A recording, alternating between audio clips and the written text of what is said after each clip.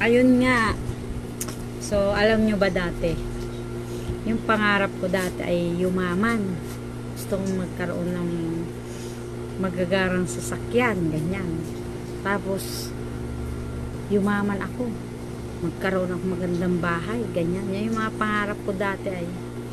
Pero ngayon, nag-iba na. Gusto ko na lang maging simpleng tao. Aray ko. Kagaya ni Mayor. Gusto ko na lang maging simpleng tao. Isa lang na simpleng mamamayan, ganon. Yung pero mayroon kang helicopter, magagarang sasakyan, mga milyones, maraming pera. Ayun, ganon, ano? Ganon pala yung pagiging isang simpleng tao, di ba? Aray ko. Amnesia.